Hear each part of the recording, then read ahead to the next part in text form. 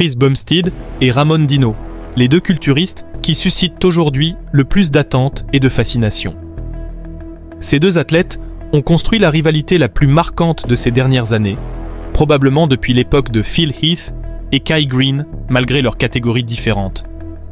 En effet, après quelques années durant lesquelles la catégorie reine du culturisme nous avait laissé sans idole charismatique, entrant dans une phase de déclin comparée aux années précédentes, c'est alors qu'est apparue la figure de Chris Bumstead. Dans une nouvelle catégorie créée pour faire revivre les physiques de l'âge classique, des physiques qui, sur le papier, représentaient un standard très différent de ce qu'était devenu le culturisme open. Il a apporté un souffle nouveau. Cela a permis de voir arriver sur la grande scène des athlètes affichant une masse musculaire plus modérée. Mais dans ce contexte, surgit la figure d'un jeune Brésilien, au parcours de vie totalement opposé à celui de Chris Bumstead, et que le destin allait placer à ses côtés. La vie de Chris, elle, semblait prédestinée au culturisme. Sa sœur était compétitrice, et son beau-frère, Ian Vallière, était déjà culturiste, affrontant les meilleurs du monde. À seulement 21 ans, Chris avait déjà orienté toute sa vie vers le culturisme, apparaissant comme un jeune prodige promis à l'élite. Si bien qu'en 2017, il partageait déjà la scène avec Darem Charles et Ruff Diesel, luttant pour une qualification au Mister Olympia qu'il obtiendrait. Pendant ce temps, en 2017, Ramon Dino ne se consacrait même pas encore à la musculation de façon professionnelle. Il vivait au Brésil, loin des projecteurs médiatiques, mais avec une génétique déjà évidente. Ses ressources à l'époque étaient très limitées, mais il choisit de troquer les parcs de street workout pour une scène de culturisme avec son premier entraîneur. Cela l'amena à ses premières compétitions amateurs, puis à un Mister Olympia amateur au Brésil, cette fois avec la possibilité de devenir professionnel en cas de victoire. Ce qu'il fit, ouvrant en 2018 le début du parcours de celui qui allait devenir l'un des meilleurs classiques physiques d'aujourd'hui. Ce qui est frappant, c'est que pendant ce temps, Chris Bumstead, à seulement 22 ans, se préparait déjà à se montrer pour la deuxième fois sur la scène de l'Olympia, cette fois comme prétendant sérieux au titre face à Breon Ansley. Tout cela se produisait alors que Ramon Dino n'était encore connu de personne, vivant humblement dans l'Acre, au Brésil, préparant son avenir dans un petit village. Confronté au manque d'opportunités malgré son statut professionnel, il prit une décision qui allait marquer le début de sa carrière médiatique. Un homme lui ouvrit les portes d'un show diffusé sur Internet, sans rapport direct avec le fitness. Pourtant, son physique y fit sensation, captant l'attention du public et surtout de celui qui allait devenir son mentor, Renato Cariani. Véritable figure du fitness au Brésil, entrepreneur et compétiteur, Cariani décida d'aider Ramon Dino à développer sa carrière, ému par son histoire et, il faut le dire, impressionné par sa génétique. Dès lors, Ramon gagna en notoriété sur les réseaux sociaux, principalement au Brésil. Cela se produisait en 2020. Pendant ce temps, un an plus tôt, en 2019, Chris Bumstead avait déjà ébloui le monde avec une version physique impressionnante. Beaucoup commençaient à le considérer comme le véritable standard que devait représenter le culturisme. Tandis que Ramon Dino évoluait encore dans les rues du Brésil, Chris Bumstead remportait son premier Mister Olympia dans cette nouvelle catégorie qui allait susciter plus d'enthousiasme qu'on ne l'aurait jamais imaginé. Mais l'histoire devient vraiment intéressante à partir de là. Le moment où Ramon Dino s'apprête à faire ses débuts en classique physique en tant que professionnel.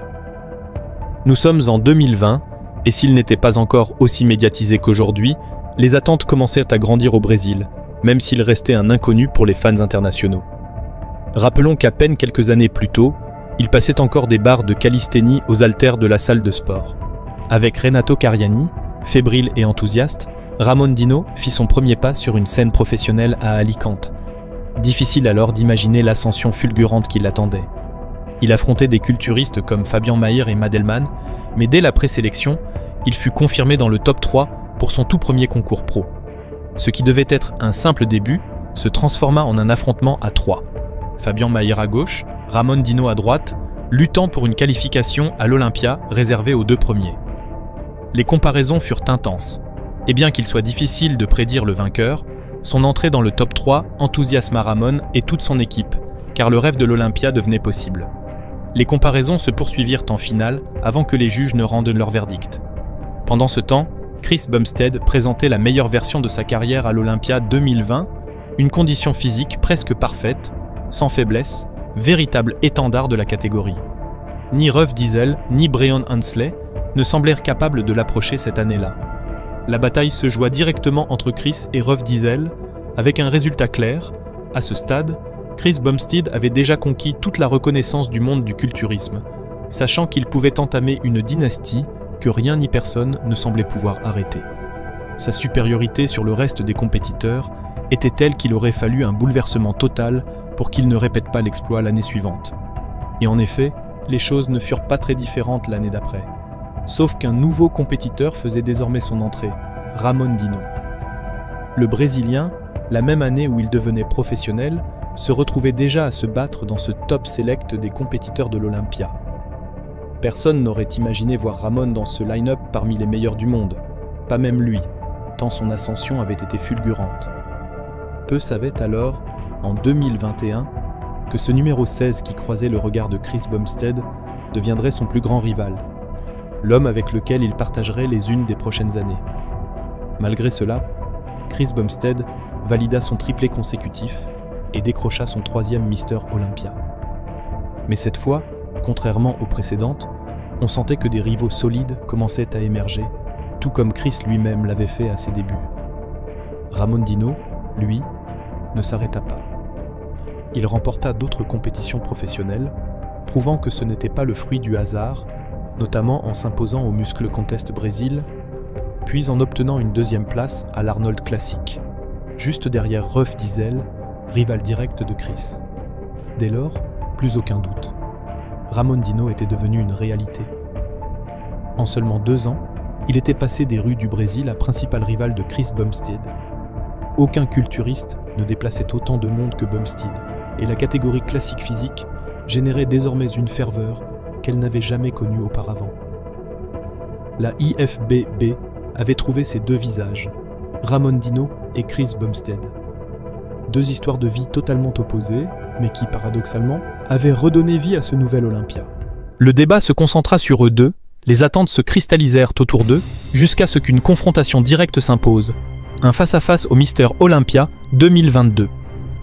Cette fois, il n'y avait plus personne d'autre, uniquement le Canadien et le Brésilien. Pause après pause, ils se mesuraient. Ramon Dino affichait déjà une progression fulgurante, presque irrésistible. Tous deux présentaient une condition exceptionnelle et des structures très similaires. Jamais encore personne n'avait tenu tête d'aussi près au Chris Bumstead de son apogée que Ramon Dino cette année-là. 5 poses, le double biceps, le side chest où Chris restait toujours plus compact avec une condition exemplaire, le double biceps de dos, sa signature, jusque-là imbattable, mais où Ramon réussit pourtant à lui opposer une vraie résistance.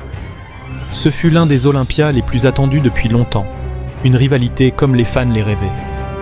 Finalement, Chris Bumstead scella la victoire à l'Olympia 2022, tandis que Ramon Dino, fier de sa prestation, savait que la véritable bataille l'attendrait en 2023. Et effectivement, en 2023, Ramon se présentait avec un ton différent, un physique désormais presque au niveau de cette structure si caractéristique de Chris Bumstead, autrefois hors de portée. Les poses devinrent encore plus disputées. Même le double biceps de dos, réputé impossible pour Ramon, semblait s'en rapprocher. Cette fois, son physique paraissait complet sur toutes les poses. Tout s'améliorait chez lui. Mais cela ne suffisait toujours pas pour détrôner le roi.